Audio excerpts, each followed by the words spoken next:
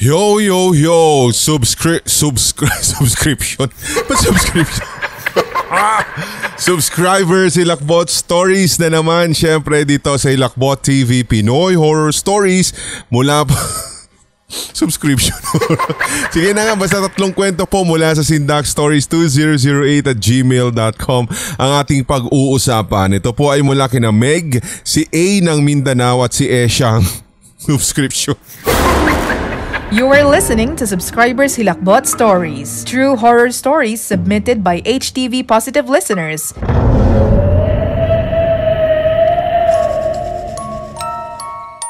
Visit. Anyway, ito na unahin na po natin ang kwento mula po kay Meg.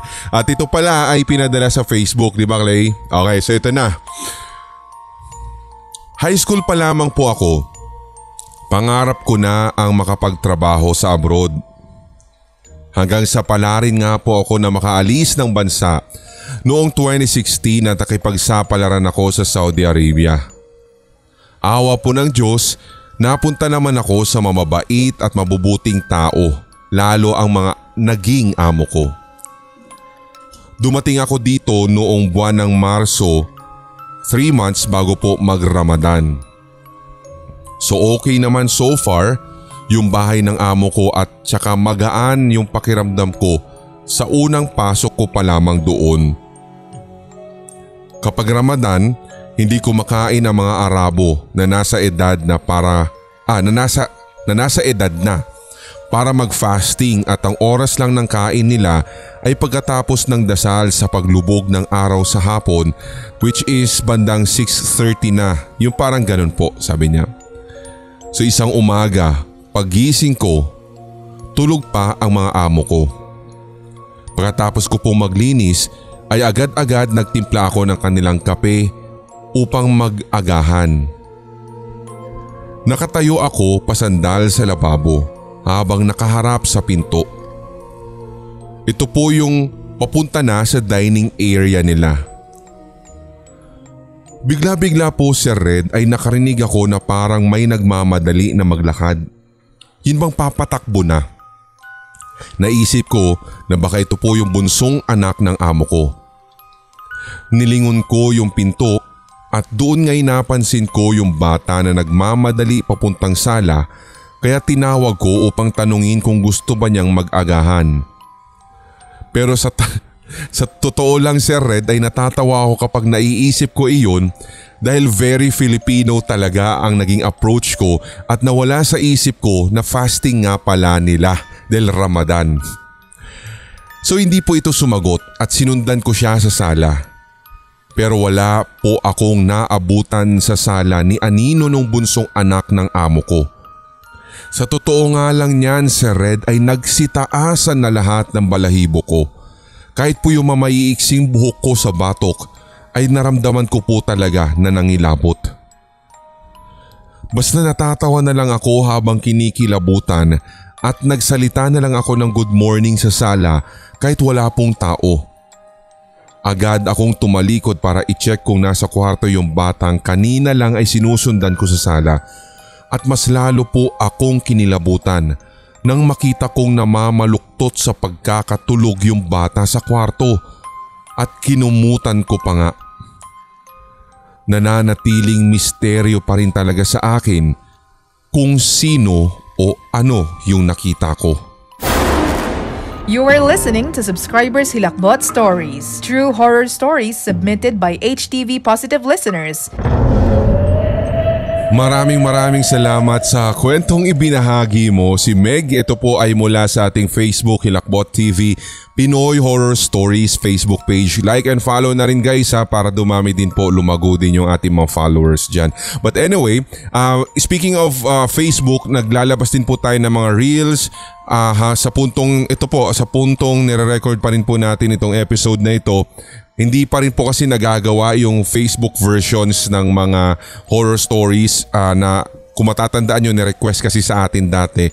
So, pasensya na, medyo mabagal po talaga ngayon dahil iilan lang po, mabibilang lang sa daliri yung ating mga production team. Simula nga ng, alam niyo yun, pwede nang makalabas-labas, nagbalik na sa work lahat.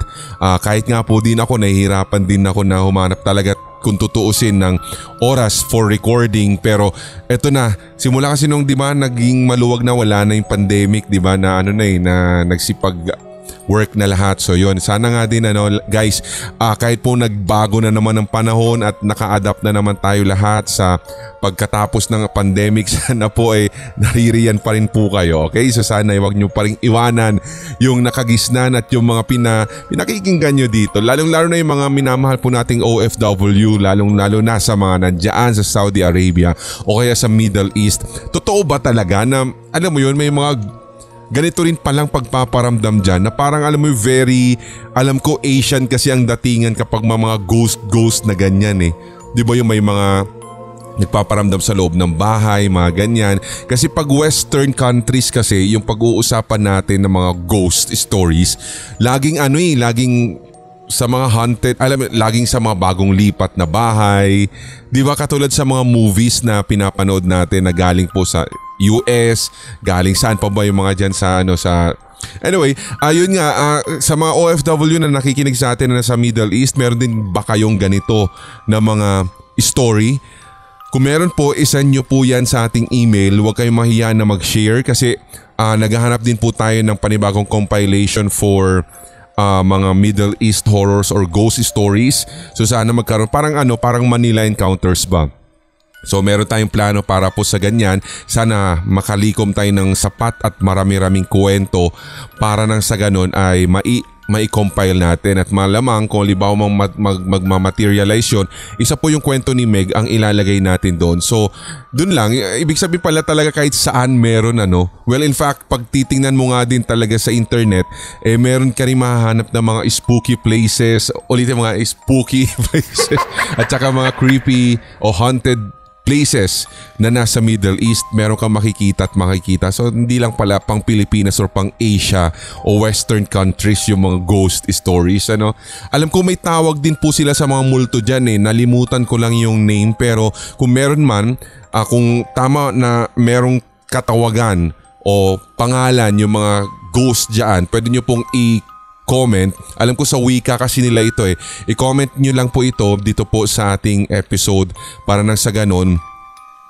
maisama ko sa mga susunod pa na mga stories na pwede pong maiugnay o mai-connect dito po sa story ni Meg. Okay? Second story mula po kay A ng Mindanao at sabi niya kung tutuusin gustong-gusto daw niya itong segment at buti na lamang daw nagbalik kasi parang horror comedy. At ito na naman. Yung huling nagsabi sa amin ito biglang nawala, hindi na nagparamdam. Ewan ko kung buhay pa yun. Biro lang. So ito na ang kanyang kwento. You are listening to Subscribers Hilakbot Stories, true horror stories submitted by HTV Positive listeners. Few experiences lamang po ito, Sir Red, at hindi po ito maipaliwanag until now.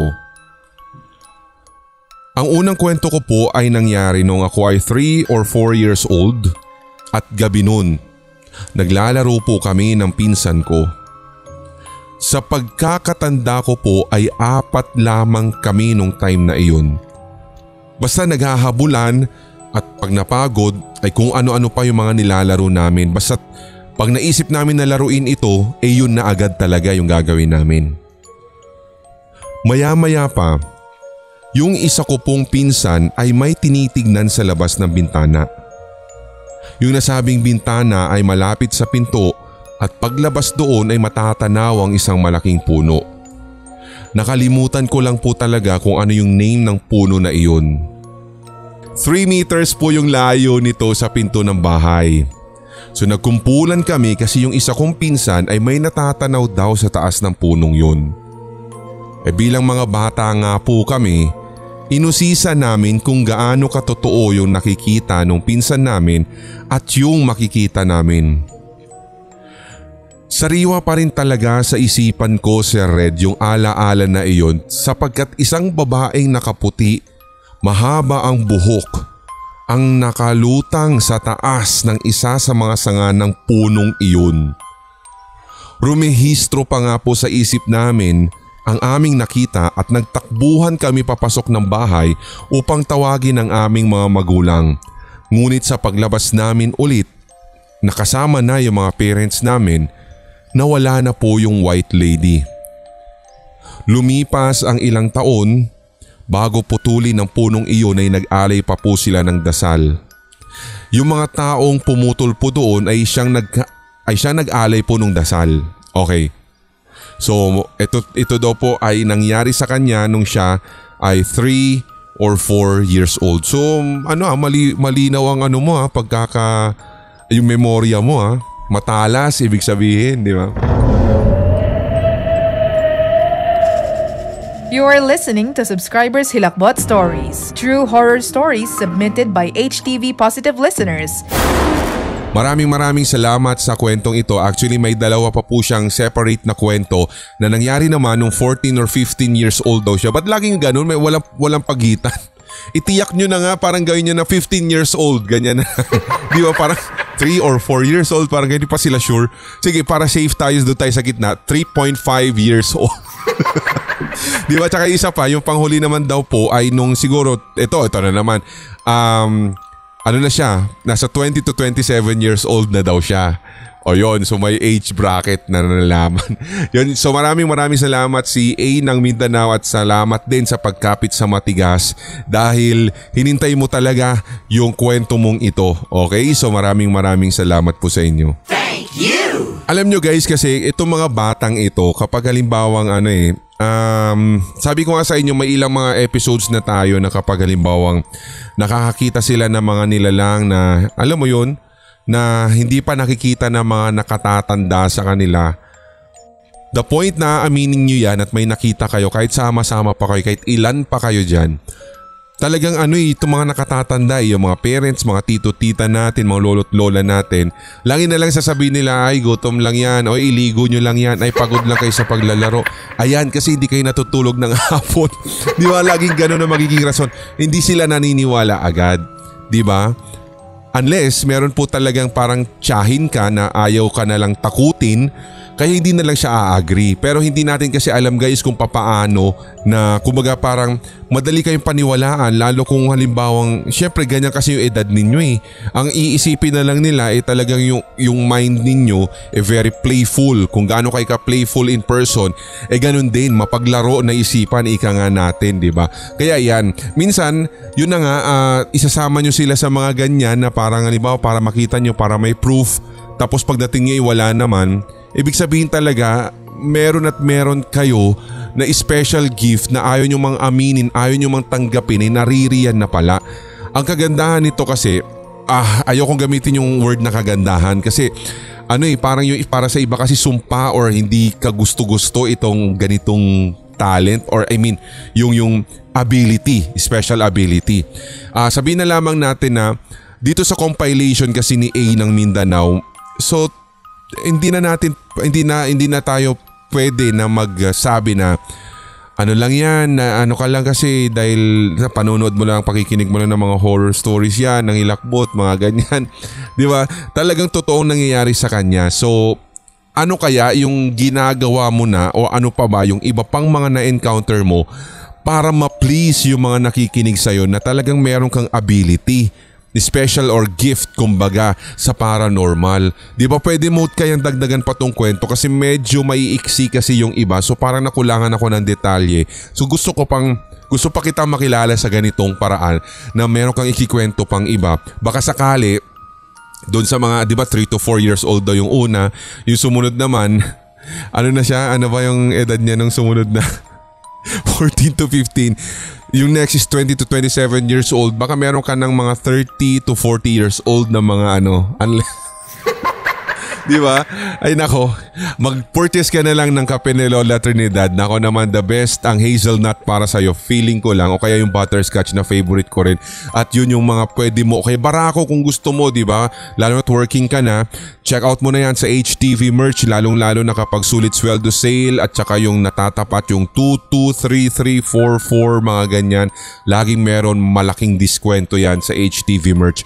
Go na sa ating drip at saka steeped coffee, kape ni Lola Trinidad sa HTV merch sa Shopee. Okay, so purchase na I-order mo na, check out mo na ba kung may check out ng iba. Alright, ang ating susunod na kwento naman po ay galing naman kay Esyang at ito ay ibinahagi sa pamamagitan ng ating Facebook page.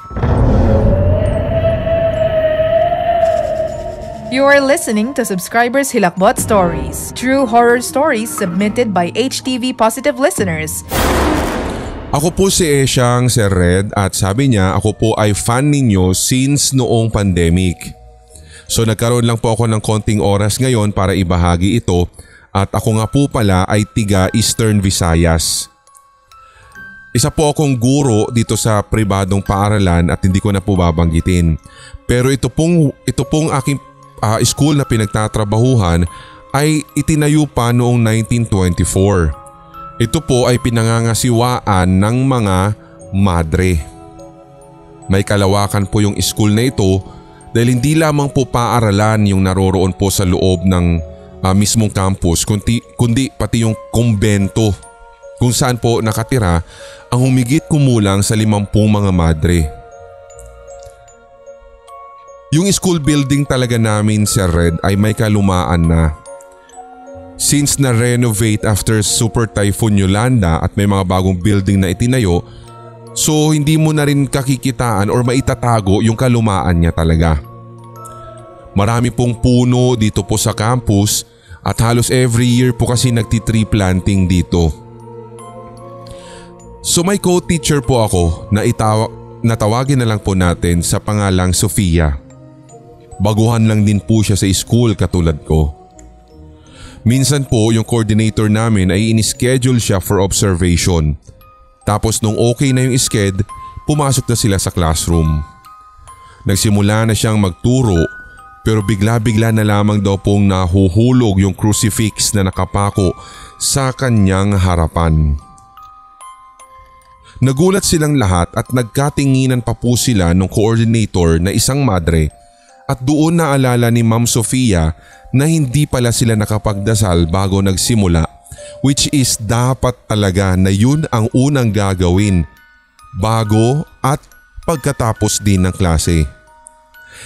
Wala din pong nakapagsabi kung paano nahulog yung naturang crucifix, pero ipinagsawalang bahala na lamang nila iyon para hindi rin po matakot yung mga estudyante.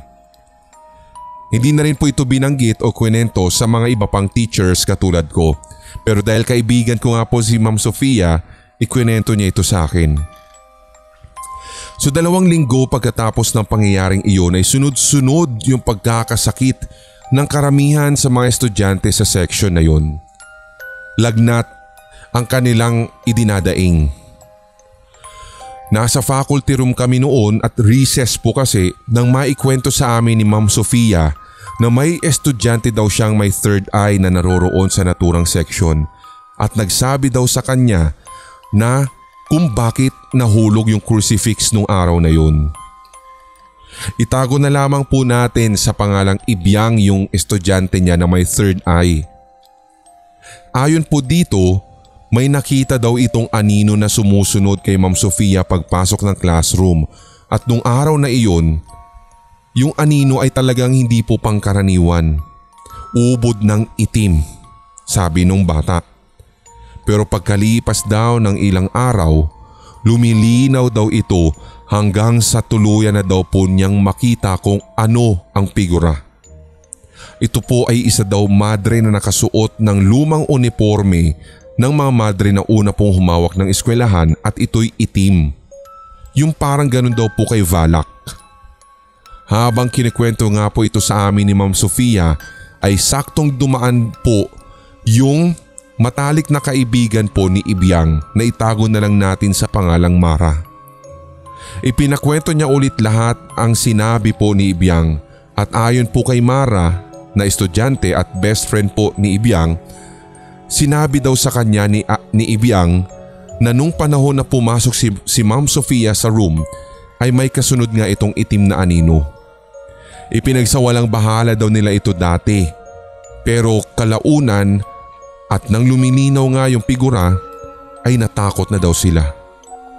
Simula nang mangyari iyon lagi na daw nilang nakikita yung anino at parang lagi daw pong nakasunod kay Ma'am Sofia. You are listening to Subscribers Hilakbot Stories, true horror stories submitted by HTV Positive listeners. Maraming salamat sa kwentong ibinahagi mo. Si Esyang po ito ng Eastern Visayas. So kung saan man dyan, bahala na po kayo mag-isip. Pero binanggit niya open close parenthesis po niya yung lugar nilagay niya.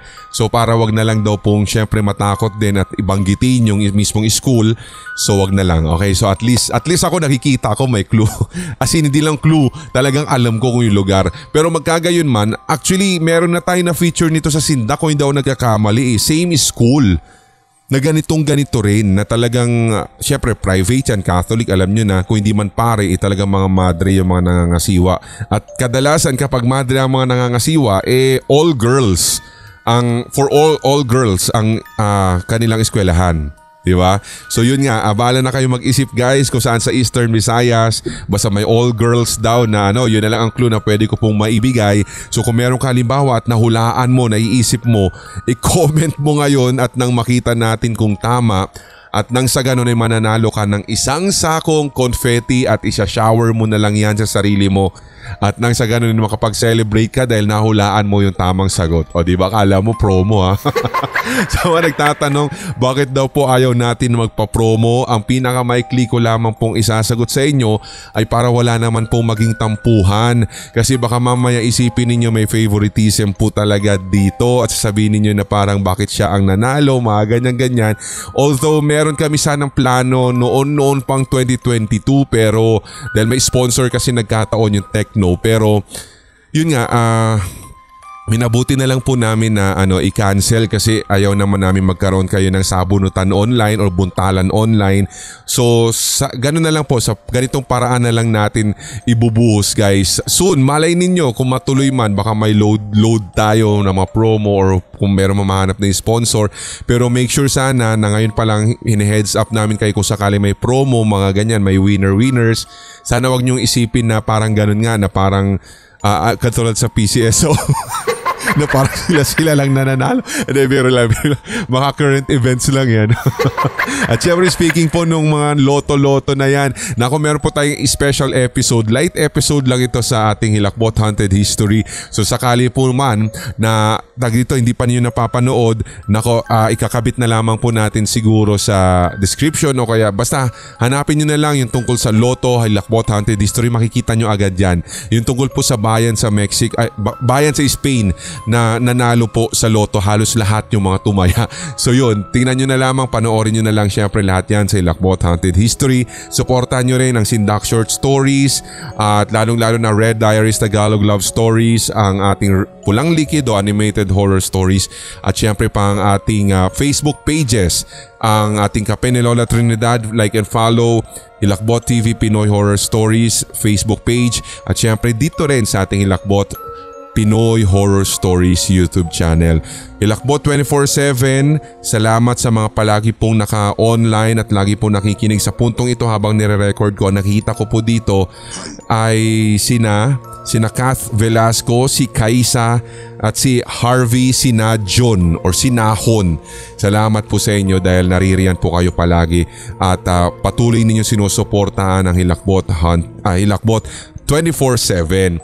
Sa mga nagtatanong ba't daw po naputol ito nung December, kasi po malaki na po yung nakakain ng OBS studio kaya kailangan namin mag-delete, kailangan mag-reset, so hindi na natin talaga nakompleto na kahit paano umabot siya ng 4 years or 5 years, pero since 2020 nag-stream. So all in all, kami yung masasabi ninyo pinakamahaba na nag-live stream nito, 3 years po, dire-diretso, kung hindi lang nag-cut nung December 11. So yun, parang back to zero na naman tayo. So cheers to another 3 years siguro to.